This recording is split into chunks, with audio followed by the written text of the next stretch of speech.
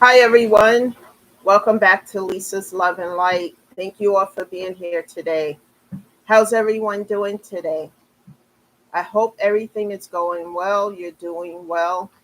I feel a little bit better now that I got some rest because I was having a hard time. I was running all over the place, taking care of things, and last night really got to bed earlier than later. So I am here again. I hope these messages are helping you guys. I hope that you guys are applying some of these things that I talked about here in prior videos to your life because they help me and I'm no one special. So if these techniques and things that I'm talking about here on this channel has helped me to grow and to heal, and I'm still on this path to healing. It doesn't end here, it continues. So I want to help people because I've talked to a lot of people um, in the past and so uh, not in the recent past as well, is what I'm trying to say.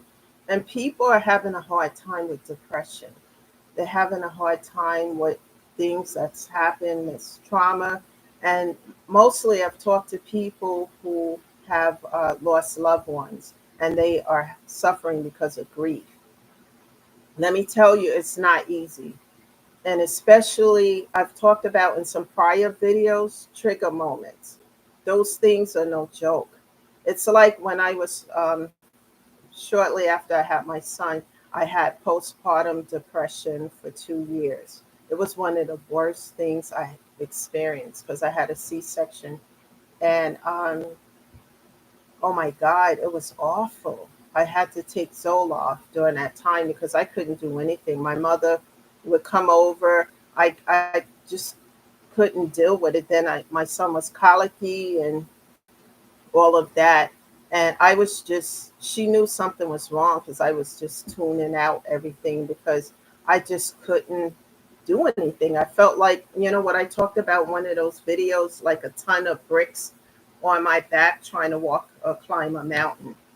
And then for 2 years, I took the Zoloft. Anybody who've had C sections and dealt with postpartum, tell me about it in the comments because it was no joke. And that's what I'm referring to that because that's what those trigger moments of grief felt like, but a whole lot worse because I had no control over it. And it would just come on me at any given moment wherever I was, mostly during a shutdown, and we were only allowed out to go to the stores. And it was awful. It was really bad. And I educated myself by researching about these things and why they happen and how to control it and etc. so forth. And then I talked to my therapist about it and he told me a little bit more about it. And then I just started trying to do better, not allow myself to go there. And like I said, people, music helps a lot. It's something about music, a playlist of music. It really soothes the soul and it really heals. So, if you're into music, please, I suggest that you put on a playlist of music when you start feeling that grief or depression come on. And put on uplifting music that's going to make you feel better. And that's what I do. Even now, the trigger moments don't happen like it used to. But when I feel them coming on, I put on music. When I had my session this past week with my therapist, he told me to write down things that make me feel uncomfortable, uneasy, that leads to my grief and stress, and just write them down. And then, it helps me to get out the frustration and deal talk, and then figure out like ways that I want to deal with it. So all these things, these tidbits help. Trust me, because it wasn't easy. It's still not, but with time, you can get through it. You never get over the loss, but you can get through it. So, with that being said, I want to welcome all the newcomers who are at this channel. Please keep being here and showing up and sharing the videos with others because the messages Like say if a message doesn't resonate today, but somewhere within these videos, a message will resonate with you pertaining to something that you might be going through. And the information given that, I give here might be effective in helping you. I'm not a therapist or social worker of any sort whatsoever. I'm just someone who's been through a lot of grief, a lot of trauma and anxiety due to loss, especially during the shutdown. And I had to find ways to deal with it because it wasn't easy, people. None of it is easy. And therapy is a priority, so whatever area you live in, whatever state, please research online a therapist, a grief therapist, and then, talk to a few and see which one that you connect with, and once you connect with them, continue going, don't stop, because, it takes time to get through these things. Like I said, you never get over it, but you can get through it and take one step at a time. And this is also a no judgment zone. We're not here to judge anybody else. We're here to help people to heal and to grow and to evolve, and then be on a path to help others. Because, like I said, the world we live in today is spinning mostly on misery and darkness. And we have to find ways to get through this and be at peace. So, with that being said, the topic of discussion today is never allow anything to disturb your peace. Keep healing. And that's so important because that's what I did and that's what I continue to do. There were many distractions in the beginning when I decided to get on this journey to heal. Trying to keep toxicity out of my life was a challenge for me for a long time. It took me a long time to get it. But God is patient, very patient God. And I had to fall off a few times before I realized that I had to remove toxicity because it was holding me back. It was keeping me stuck in a chokehold, keeping me stagnated. And I had to learn, get rid of it in order to grow and evolve and heal, or stay stuck.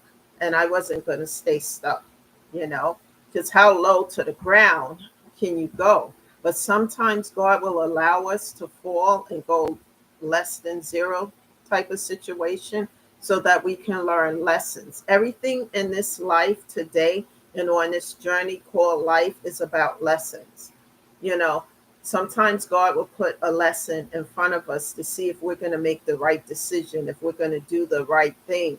And if we don't learn that lesson, it's going to spin right back around like a wheel and come back again in our life in any shape or form. And when it comes back the second time around, that lesson is going to be much harder than the first one. That's why I prefer to learn it as quickly as I can so I don't have to spin on a wheel. Because when it comes back around again, it's worse than before. And I don't want that. And when it came to toxicity and toxic people and situations, I spun on that wheel people for a long time because I was actually afraid to say to other people, listen, we have to talk about what's happening and et cetera and so forth, A, B, C, and D. Because I felt like if I did that and I really said what I felt within and what was affecting me and et cetera, that I would lose those people out of my life. However, those people were not to stay in my life forever. They were there for a lesson. Remember what I said on prior channels. People come into our life for a season, a reason, or a lifetime. And sometimes God will put people in our path, on our path, so that we can learn lessons that we haven't previously learned. And if we don't learn it, it's going to keep coming back around. And so once the lesson is learned, then we don't have to go through that similar experience again. And that's the key factor here. And that's how I see grief in situations. At the time that I was going through all this stuff, I wasn't looking at it that way. Very angry, very depressed, and just, the loss was great. And you never get over it. You always feel that hole within you, but you can get through it. You don't have to stay stuck. One thing that I have learned so far on this journey to heal is to is how important it is for me to isolate for a while. I had to learn that while some people don't like being by themselves and they fear that, that means to me that they haven't yet quite learned how to love their own company and love themselves. And I had to learn that. And I already was in that space of being alone, but I really learned to enjoy being alone at times because I learned to meditate and I build a relationship with God where I am in prayer a lot, and it's nice to be around people and stuff. Like I said, I connected with a best friend that a friend that I've known since I was 14, and it's good to reconnect with her and stay in touch and things like that.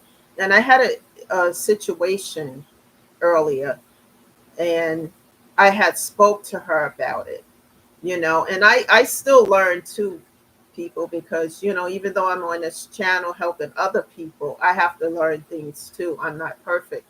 And so I wanted to handle this situation. I was so angry about it one way, but when I talked to her, and it was like I said, oh my God, I could kiss you if you were in front of me, because hug her, she's like a sister to me. And because she said something that made me look at the situation from a different perspective. And she said something about it that I never even thought about how to handle it. Because the way I was going to handle it, it was just going to, and she was like, you may want to look at this in a different way. And she's like calm and, I don't know, it's something about she was always calm about things. When I talked to when we were growing up, and she had relationships and things, and when it didn't work out, she would be upset about it and hurt. But she didn't act like the average woman, like me. And I understand as I got older, because when I was younger and I was involved with someone who I really, really wanted to be with, probably marry, and when he left me, oh my goodness, he left me for a friend of mine, so-called friend of mine, years ago. We're talking years ago. And I was so devastated and so hurt. You guys know the movie like Gone with the Wind? I was kind of acting like, oh, over dramatizing the situation. And that friend I have, I went to her about, oh my God. And I'm just, crying and everything else. And she would talk to me. But when she had breakups, she would be upset. You could see she was hurt, but she wasn't as dramatic as I was. I know she's listening, watching, and she's laughing. But I would be dramatic about it. I would be in so much pain and hurt and why and angry and all these different balled up emotions at one time. And I would be walking around carrying this bomb, because that's what all these emotions felt like, a bomb. And as I got older, I learned how to handle that. Not so much older, but heal.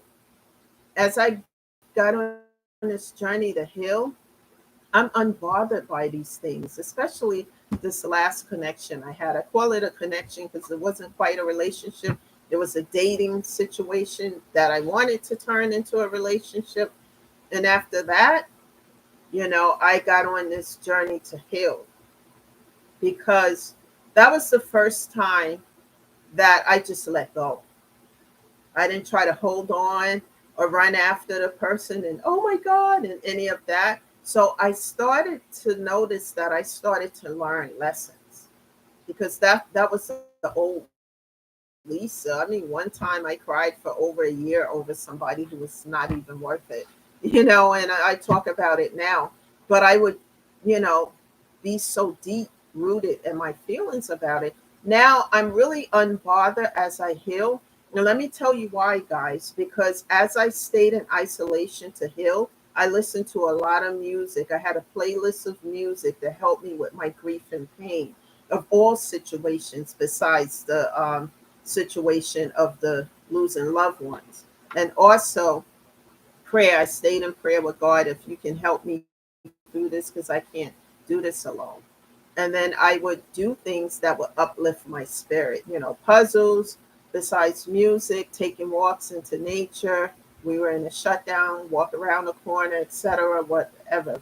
But I watch a lot of self-help videos. And that with that, I learned to build my self-confidence and to build my self-love, because there was nobody there but me during the shutdown. Even my dog was gone, uh, right down to the dog. So I was completely stripped down, of everything. And I had to build myself back up again. It wasn't easy. And and so that last situation, I just let it go, and I learned how to transmute that negative energy and give it to God. I said this was too heavy, and I was hurt, and I was, feeling the pain of it, because what happened to me I didn't deserve, and I didn't do anything wrong in that situation. And so I was angry for the first month of the breakup, but then I learned how to transmute and give that pain to God and say, God, this is too heavy. I can't. And as I did that and worked on myself, I start to feel better, and I start to self love on me, because I was so subservient to other people, to the point that you could push a button on me like a program computer, and I would say, how can I help you, kind of thing. And I'm not that person today. And what really gets to me is that people from the past who wants that energy, I'm no longer that person, and I'm unbothered because I'm busy healing. And I don't care about what somebody got going on a toxic level. I'm unbothered because I have healed those things that really hurt me and kept me down deep in the trenches, and had me feeling some kind of way about myself. I healed those things. I'm still healing more things, but I healed that, so the past doesn't bother me, because to be quite honest, I no longer care about it. It was a lesson, because I don't see it from the same perspective as I did before I started the healing journey. I looked at it and I was angry, and they're taking advantage and they're doing this. But you know what? As I looked at it from a different perspective, how were they able to take advantage? How were they able to do A, B, C, and D? Because I allowed it. People only do what we allow. And I had to learn how to look at things not only from a different perspective, but flip the script. I had to learn how to do that. An equal give and take is what I want. So how am I going to get that? I have to love me, because if I don't love me, how do I expect anybody else to? And that was the key factor. So if I don't love me, how do I expect anyone else to bring love to the table? And I had to really work on understanding why I was being subservient to people. And a lot of it has to do with past things, from being in a organized religion, where I was told from the tender age of 6, you do what I tell you, when, how, where, and etc. Don't ask questions. And I always ask questions. And I didn't learn how to love on me, because I was busy giving to everything around me. And so as I healed that, and it took a long time to heal that, I learned to tell people this is not okay to disrespect me. It's not okay to do A, B, C, and D to me. I have a voice now to speak, instead of holding that in and suppressing it, because it stays stuck there and stagnated. And then that's where the depression and the grief and all this other stuff come, besides losing loved ones. The trauma of people mistreating you, dealing with narcissists, and being subjected to anybody's verbal abuse, etc. And now I know that I don't want that. I don't have to act dramatic. I don't have to be out of character. I just have to verbally express, this is not working. This is not for me, because this is what I require. This is an equal give and take. If it's not going to be that, then I don't want it. And sometimes with narcissists, anyone who's ever dealt with a narcissist, they don't want to give you a choice. They want you to lean on them, to need them. And what I had to learn, I need God, and I need to be independent and, trust God. That's my source, not all this other things. And so it was hard lesson. It was a hard lesson to learn, but during the shutdown and while we were in the house all the time, we couldn't really go anywhere. I had to learn how to go within. And then that's when I learned prayer and learned really why I was allowing myself to be subservient, because I didn't feel at the time that I was good enough. That was the way to keep people in my life. And I didn't want to have these difficult conversations with people, whether it was a relationship, family, or business or whatever, because I always felt like, well, if I do this, then this is going to happen. And then I won't have this person or situation. I won't have this person or situation in my life anymore. And I was afraid of losing people, in situations. But I had to learn that I am worth it, and that to self love on myself, you know, because we all are supposed to love ourselves, not be in love with ourselves, of course, but to self love so that we can grow, heal, and evolve instead of being stuck in something toxic and unwanted. The other thing I wanted to say is also I learned how to look at things from a different perspective instead of seeing things one way. It's like when you do a math problem, like all those of you who did algebra products. Oh my God, algebra. Um, Give me a moment, guys, out because I haven't done this in a while. Let me see. Um, Algebra problems. When you do math, you see, I'm not that great at it, but I'm trying to make a example here. Like when you do an algebra problem, there's more than one way to get to the answer. Like you can do a formula one way and somebody else can do it another way, but you still can come out with the answer. Let's say the answer is 2. You can work out that algebra problem a specific way and somebody else can work it out a different way, as long as you both come to the conclusion that the answer is number 2. That's a metaphor way of using an example. And that's what I had to do instead of saying no. It's always like this instead of that. But looking at things from a different perspective helped me to continue to heal and to grow instead of it's got to be this way. And that was hard to do as well. And and after the pain, after the grief, after the hurt, after the isolation, after all of it, the trauma, etc., and going through all of these trigger moments, then as I continue to move forward step by step, then I start to learn to self love on me. The self learn love turn into peace, the peace into tranquility, because I'm not allowing the toxicity in the door anymore. It's trying to get in, but I'm closing the door and padlocking it. I'm serious about this. And so when you're dealing with narcissists, they feel some kind of way, they'll lie on you, tell people you did things that you would never do, and try to get you fired up, And if you're on a high vibration and you're vibing high, they want to bring down your um, energy to a toxicity level.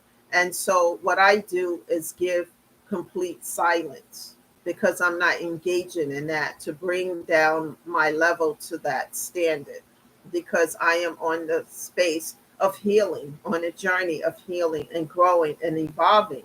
And I'm not saying it doesn't bother me, but I am not going to participate in that, because as I learn to grow and heal, I'm moving away from all of the toxicity, and this is another way to keep myself healthy as well. Because if you're always in toxicity with someone or something, then it's hard for you to grow and to heal. And, and it creates a lot of health issues as well, including mental health. So it's important to take care of our mental health, our physical health, and to just, get better. And sometimes when you're dealing with narcissistic people, and they don't want to see you get better, they want you to stay down, with all these issues and pain and grief. So I had to learn to cut them off. I had the difficult conversations, and as I started to heal and grow and feel better, I would have those conversations. And when I get dismissed, then I shut the door, padlock it, block, cut off, and delete. And let me tell you, it was hard at first, it was uncomfortable, but it was necessary because I wouldn't be in a space of feeling peaceful and tranquil. And I'm not allowing it back in my life. And I'll do whatever is necessary, within reason, to make sure that's not going to happen. Because, and narcissists too don't like the word no. They hate that word. And, we have choices. We have a choice, yes or no, and when people try to take our choices away, that's control. And and why would I want to be in a controlling situation with someone, or a situation that I don't want? And so I learned to look at things from a different perspective, and I tread carefully, and I do things differently as well, to lower the stress in my life, and to remove the toxicity. So, guys, that's the message today. I hope this message is helpful, and continue to understand that you're going to have moments where you feel really good, and you're going to have those down moments. During the down moments, put on some music, do things that you enjoy engaging in, that's going to bring you happiness and make you feel better. Always put your mental and physical health first. That's the key factor here. Thank you all for listening. This is Lisa, always encouraging you guys to be the best version of yourself that you can be, and so that you can, help others, pay it forward. Learning to turn that pain into power, power into purpose, purpose into paying it forward to help other people who are really hurting and suffering out here in the world today, so that they can get better and not lose hope and be the best that they can be. I will be back tomorrow with a new message. Please hit that like button and subscribe to the channel so that you can get a notification as to when I'm going to be here, because I can't give you a specific time. And keep sharing the videos, because some people need to hear this message. It's so important. Thank you again, and everyone have a good day. Have a great day, and I'll be back again tomorrow with a new message. Thank you again. Bye for now.